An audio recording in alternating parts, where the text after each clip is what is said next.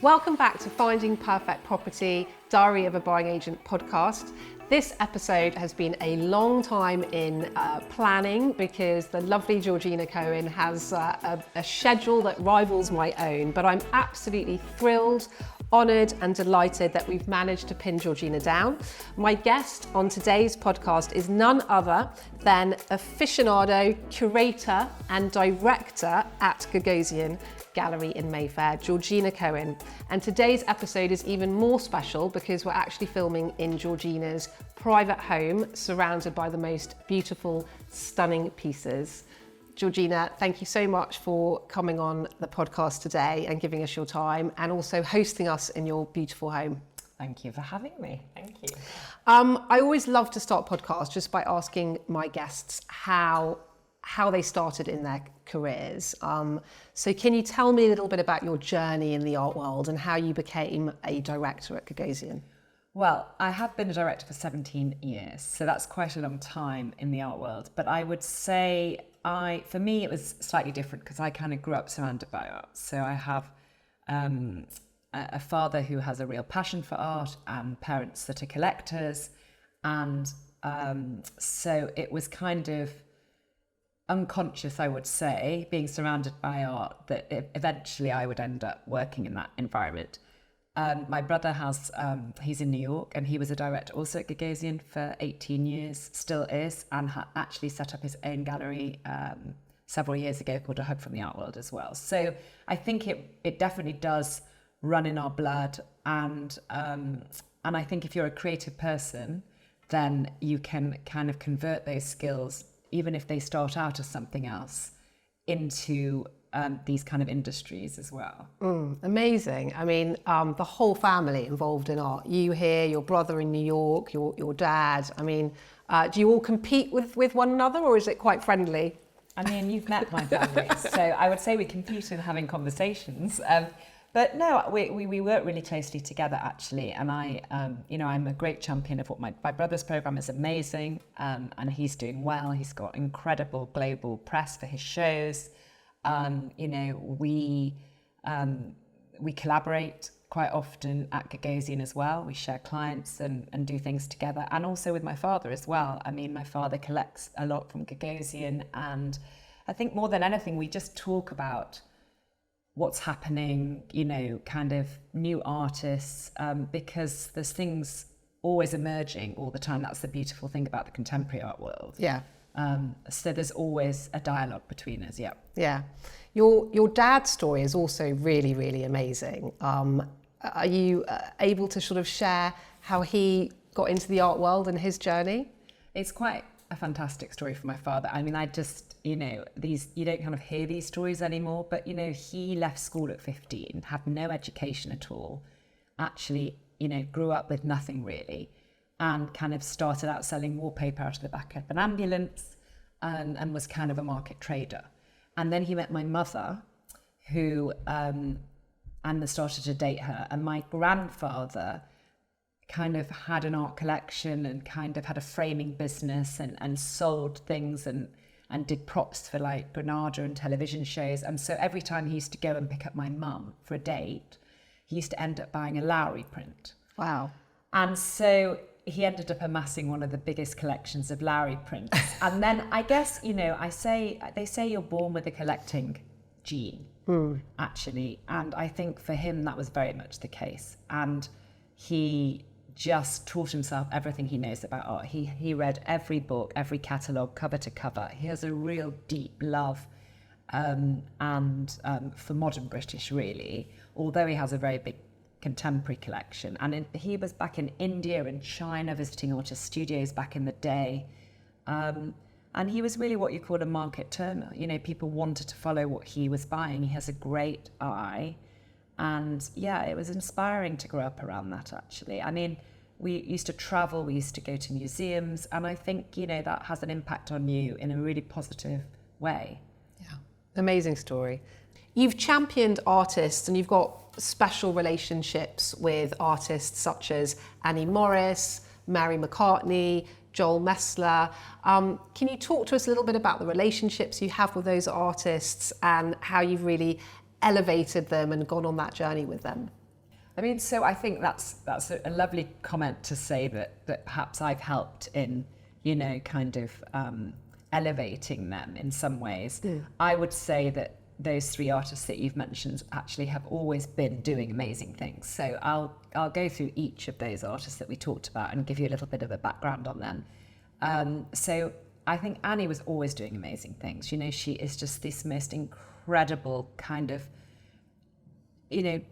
deeply kind of thoughtful, amazingly talented individual, and is married to the most incredible artist, Idris Khan. And actually, when you look at the dynamic between them and these, they just inspire one another every day. They have studios next door to each other. And I think actually being around each other has helped the other grow more. I think Annie's always been very successful, even before I knew her. I think I just love them. They're two of my closest friends. And I think, I've just been a big champion of Annie's because I've seen the talent that's there. And I think I've been very fortunate and honoured to have been able to collaborate with her and curate an amazing show that we did at Chateau Lacoste, also with Mary, also with Idris, which genuinely was one of the most exciting things that I've ever had the pleasure of working on. But it was born out of passion and friendship and love, really. The owner of Chateau Lacoste is also a good friend. And I think those are when great things happen, to be honest, through authenticity and genuine connections. Because there's also not always that in the art world too. So I think for me, the same with Joel. Joel is actually is one of my brother's best friends. He's like family. And he's an incredible artist and having an amazing career. He started off as a dealer, so he already knew the art market and he was clever. And it's quite rare to have somebody kind of then, transfer over into being an artist. But yes, Adam and I were very, kind of supportive of Joel early on in his career. And now he is, kind of up there flying high and doing amazing things. And Mary also, I'm so proud of Mary because we did, it was amazing to work with her on her photography. And after our show at Chateau Lacoste, Can We Have a Moment? Well, that was called Moment of Perfection. She went on to have a show at Sotheby's called Can We Have a Moment? And, we're working on, she's actually got a show coming up at A Hug from the Art World in New York. So I think, and Mary is also an author and she's a producer. So she is having her moment. So I think it's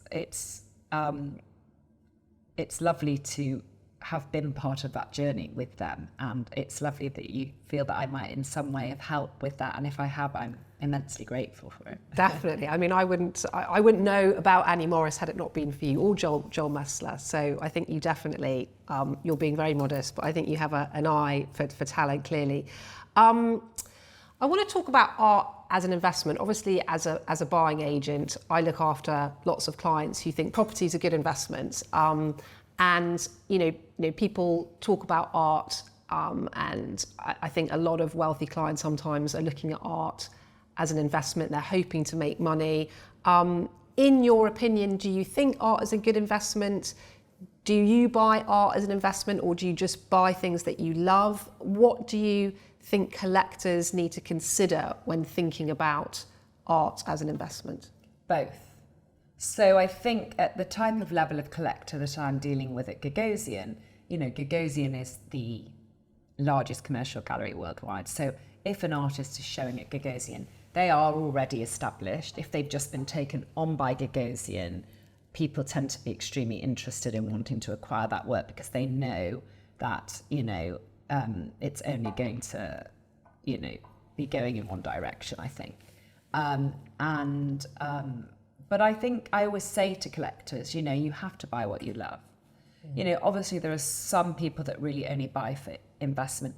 Artists tend to not really like those people and they're not that keen to sell to them. So it's a bit of both, because it's like the very highest level of collector is usually somebody who is an investor of some kind and is successful. And it's part of kind of what they do. But then on the flip side, they also love collecting. And so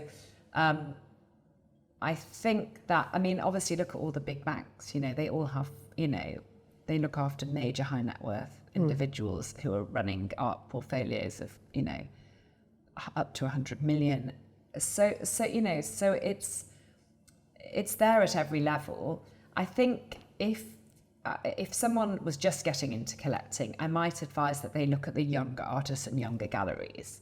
There are a lot of, Pippi Holsworth is a fantastic young gallery. There's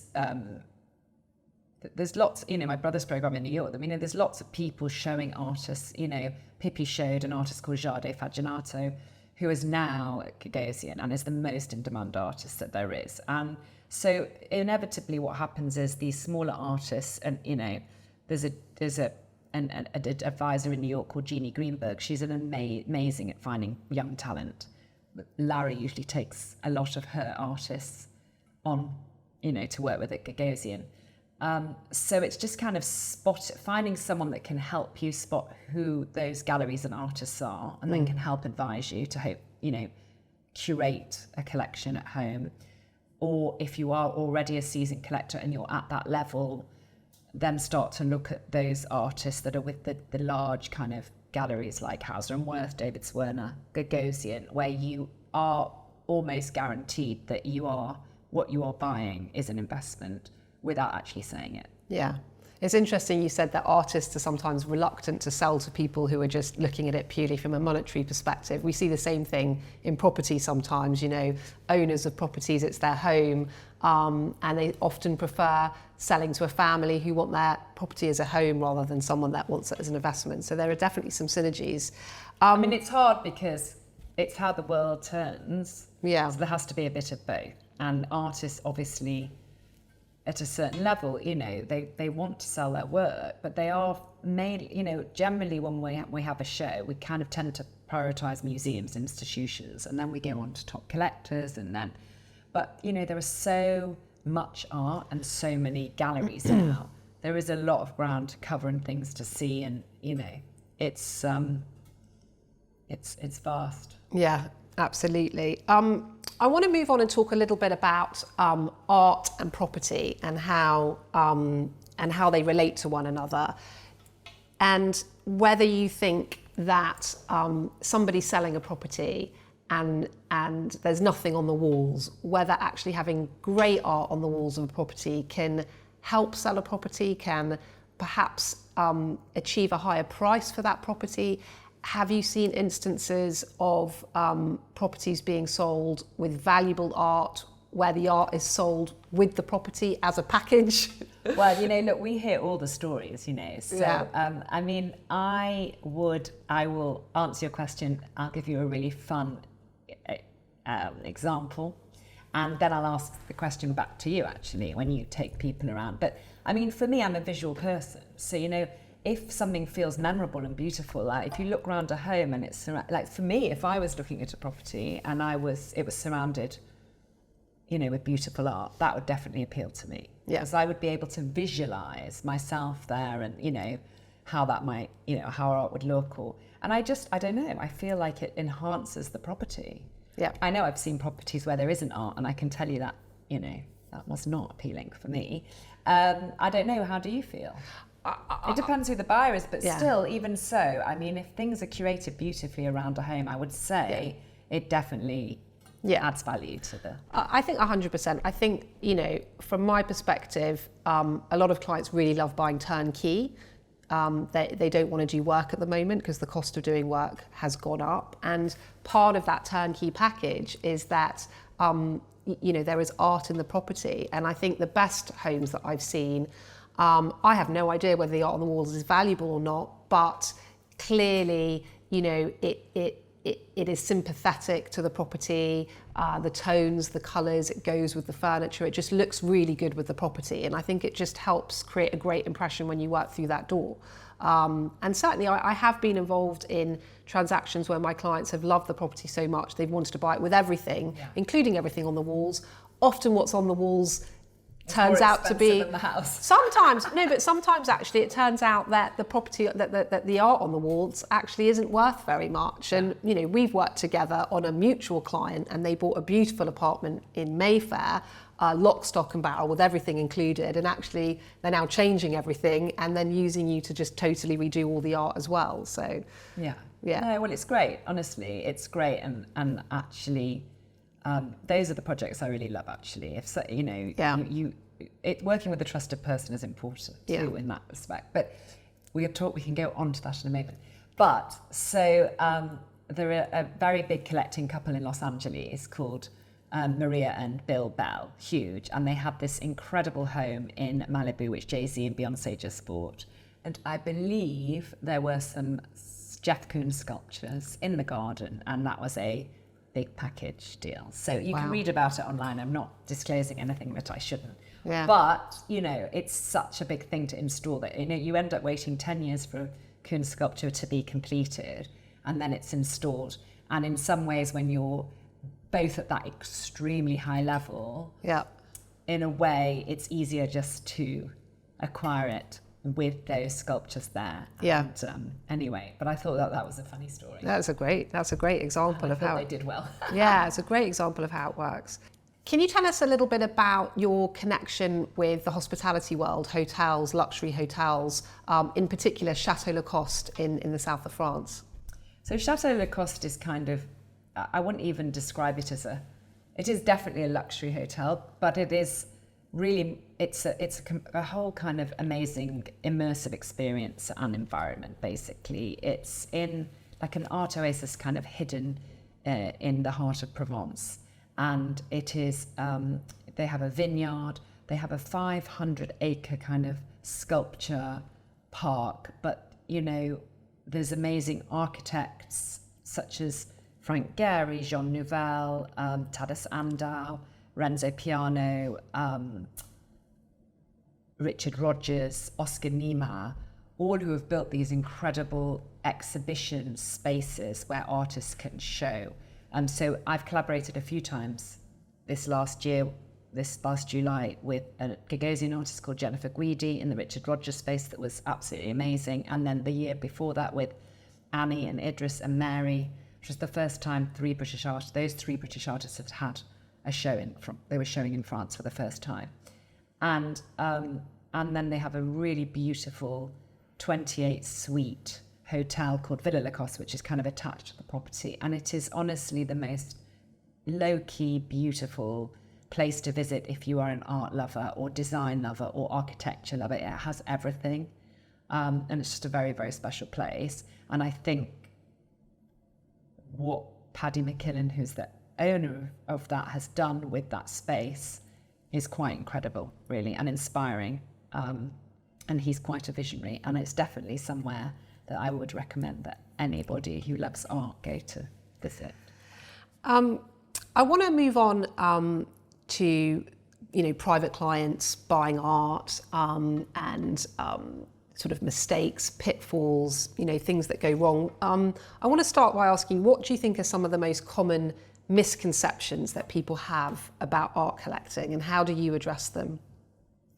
Well, there are people out there that kind of guarantee people if they buy this will happen, and that's not how you can go about that. Art has always been something that people love and have collected for generations. It's always been an asset class, so there's always been a deep interest in it. It's kind of tangible, so you can live with it. And it's interesting, like with anything, to kind of follow market trends and things like that. Pitfalls. It was for a long time not a very regulated market. Yep. So you've probably read stories of people selling the same painting over and over again. And that to me is just amazing. And it was all based on trust and dealing with people who were fraudulent. And that kind of tends to happen quite a lot. Not so much anymore, because now it's more regulated and certainly in the UK and Europe you have to do anti-money laundering checks and things like that. So, but it is incredible. The stories, that you read about art, and it's amazing. But there's a lot of people that call themselves advisors, and they literally haven't got a clue what they're talking about. So I think those are pitfalls. Use a trusted source. Go directly to the gallery where you know that somebody there is going to advise you, or find somebody who's informed, that you trust, that can help you, with what you want to look at, what you want to possibly acquire, help negotiate on your behalf, all those things, really. Yeah, I think that's great advice. I mean, obviously, Gagosian is up there as one of the greats. Who would you say are other great galleries or competitors to Gagosian? I mean, Gagosian, I would say there's Gagosian, Hauser and Wirth, and Zwirner. But really, Gagosian, Hauser and Wirth are doing things unlike any other galleries at the moment in terms of their programs and what they're offering, because Gagosian isn't just about art. They have a publication, a Gagosian Quarterly, that comes out, 3 times a year. We do premieres. We have so many things that the gallery is doing externally as well. And Hauser and Wirth as well, it has hospitality. And so, I think art just isn't just about art anymore. And these big galleries are seeing that, and they're able to, amplify what they're doing by expanding the business in different ways. Yeah. And on that note, obviously things are changing at quite a pace, particularly around artificial intelligence. And I wondered whether AI is starting to have an impact on the art world and artists incorporating it into their work. Do you see the emergence of AI affecting the art world in a positive way? I don't, honestly, it was like NFT. I'm quite an old-fashioned girl. I actually like to look at a painting. If I'm offering it to a client, if I'm buying it for myself, I want to own it. I don't want to own a piece of it. But I do understand that the NFT thing is exciting, and there are people that can absolutely understand that way of, investing and buying. That's not me. And I think general seasoned collectors want to buy pieces of art that are painted and beautiful and have history. And AI, I don't know, again, it's like, they say that AI is going to overtake human beings, but I'm a person who likes human connection. And, that's how I do most of my business. I love meeting people, connecting people, it's an energetic thing. So, you start to lose that. But I definitely see it being part of things, and one has to keep continuing to move forward. And, certainly with visual artists, Damien Nye is using AI in some of his new works, which look really exciting. So it's definitely, one has to continue to move and grow. Yeah. What that looks like, I can't quite be able to imagine yet. Yeah. We are at the end of September. I know October is your busiest month. You often call it your crazy month. I can never get hold of you. Your nightmare month. I can never get hold of you. We can never speak. And a lot of that is to do with Frieze. Yeah. Frieze being major art art event in the diary for London. In Regent's Park. This year it is happening, for those that are listening, it is happening this year on the 11th, between the 11th and 15th of October. It's massive. It's absolutely massive. It seems to be growing. What are your top tips for anyone visiting Frieze this year and perhaps going and hoping to buy something? How easy is it to navigate? What are your top tips for Frieze? Top tips are arrive early, because... But there's the VIP, and how do you get that? Well, everything's gone by the time the general public come in. So, you can always find someone with a VIP, or a VIP allows you a +1. And if you have a VIP, you can actually... The best thing is to start at Frieze Masters, which is quieter. And what people don't know is you can actually enter through the VIP entrance without having to go through the front. So that's a little tip. As for Frieze Masters, then I would go on to Frieze. The problem is, it's for me, obviously it's a very big part of what we do, art fairs, but there's so many art fairs now. And I don't always think that collectors find it a great way to view art, because it's very intense, it's very overwhelming. And I think most of the things that are art that big galleries are exhibiting, they've already, their clients have previewed. So most of them are pre-sold. But then there's younger galleries, and there's amazing opportunities to support younger galleries and artists, and that is key. So I think, it's an event, it's exciting. Yes, there's the VIP thing, but anyone can come. It's a great day out. And, you know, I would encourage it. There's a fantastic sculpture park that, you know, you can walk between the two art fairs. There's other things, amazing exhibitions. It's like a whole program of things that happen that week in London. There's a great energy, and you know, but it can be an overwhelming way to look at art, and I can appreciate that people find that. And most of the good stuff is sold before the fair starts. Well, I don't actually think it's about whether it's sold, because if you go to a gallery and you see a work, even though it might be sold, it's still introducing you to the artist. It's building a relationship with that gallery, and that, I think, is what's important. And there'll always be another work by that artist. So, you know, don't let that put you off. What do you think is better? Is it better to try and, if you can, find artists that are less well known and buy direct for them, or do you go to a dealer, or go to an auction, or go to a gallery? There are sort of different routes where you can buy art from, and I suppose different routes to market for the artists themselves. How do you see it evolving? What trends are you seeing in that space? It's so different, you know, and it depends really what you want. So, you know, if you're buying at auction, you're looking at sometimes artists that are no longer living, they're estates of, or sometimes they have something special in a private sale that's not advertised.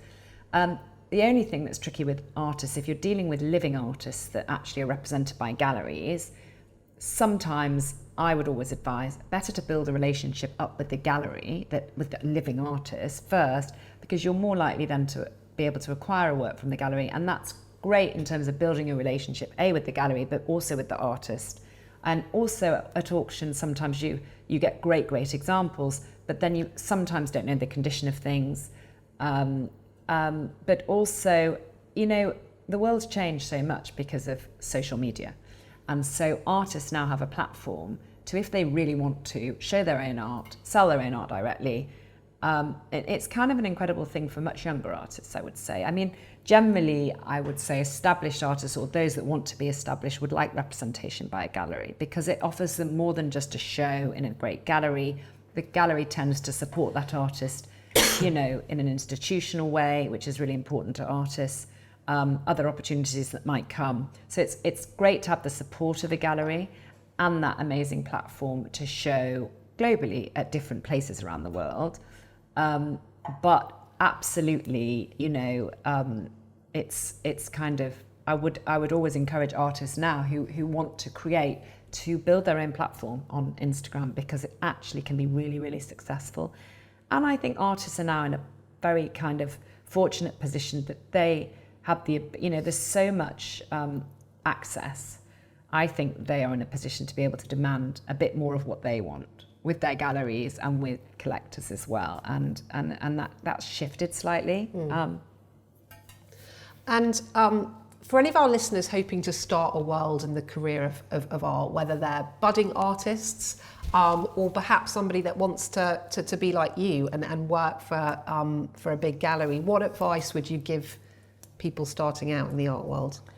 It was so different when I started out, but I think for me, you know, because we get so many people that want an internship at Gagosian, and we take graduates from like the best schools, and they're desperate to kind of get in, and they want to have Gagosian on their CV, which I understand. But then after that, there's so limited space to get a job there unless there's an opening. I think, so definitely having that kind of foundation of an internship postgraduate is great, but then apply to younger galleries, because a younger gallery is delighted to have, you know, the experience of an auction house or a very big gallery, but, you know, you will hit the ground running, you will learn so much more, you'll have more,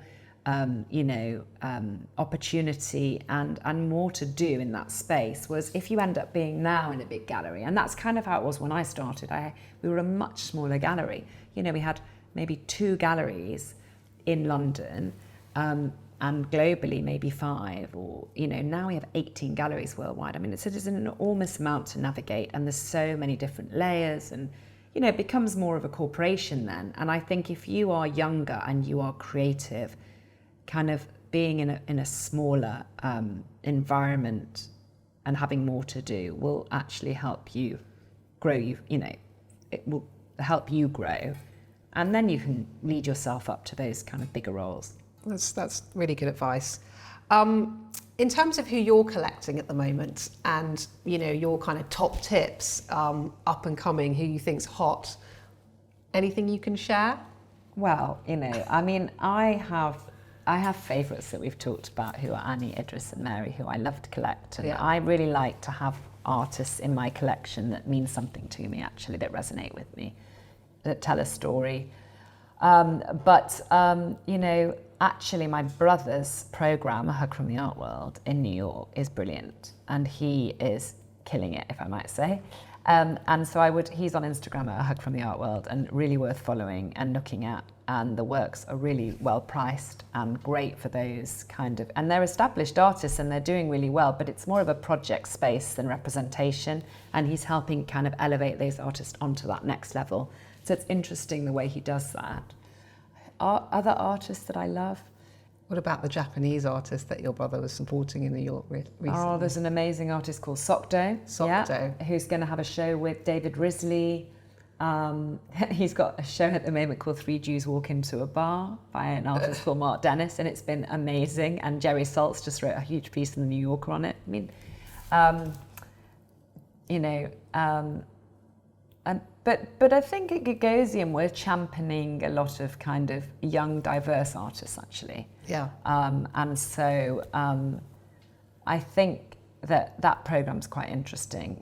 We did a show called Social Works that was kind of curated by an amazing colleague called Antoine Sargent. Also, we hired an ex-Tate curator who's been brilliant, and we did a show at in March of last year at our Britannia Street Gallery, which was really a young collection of amazing kind of up-and-coming artists, which was brilliant. It's not, sometimes people have a preconception at Gagosian that it's kind of only kind of top-tier blue-chip artists. Yeah, I was going to ask, what's the sort of minimum spend to buy a piece of art from Gagosian? To be honest, it's not what you think. I mean, of course, there's artists that we work with, like Jenny Saville, who's like, the most successful living female artist, and she's phenomenal. But there's also, like I said, these young shows and artists and things that we're doing that are really affordable. I mean, it's getting the access to them, but, absolutely, the programme is, there's a great artist called Phoebe Boswell that we included in a show recently, And then I have a few friends who are really good advisors that sometimes kind of, tap me into things. I mean, there's a friend of mine that used to have a gallery, that does have a gallery, called Adele Asante. He worked at Gagosian, his name's Jeremy Epstein, and he's doing amazing things, actually. And he's definitely got a great space, it's and others that I've mentioned. I mean, it's interesting also to support fellow friends, colleagues. I think there's space for everyone, really.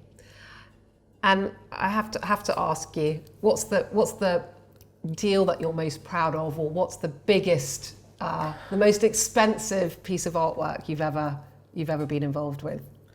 Well, you don't have to mention names, but it's interesting just to hear amounts. I think that the most exciting thing that I worked on was to sell a Picasso painting, and it was a very funny and interesting transaction to do between, with Larry and the buyer, who shall remain nameless. Who shall absolutely remain nameless. But that was definitely, a really exciting. And what was the approximate value? Around $30 million. But for me, it's not just about, those are exciting because, you're not making sales like that at that type of level, it's quite rare. So it was a fantastic thing, an experience for me. And I learned a lot through the process, to be honest. But also for me, curating is really exciting for me as well. Being involved with artists, I love it. Connecting and kind of, putting people together and thinking about ideas. There's a lot for me that I love that's kind of, external to just the day-to-day dealings of, building art collections for clients. Thank you for sharing. We're going to end the podcast with a few quick fire questions. They're just fun. You pick one. That's it. So no long answers. Freeze Masters or Freeze? Freeze Masters. Art Nouveau or Art Deco?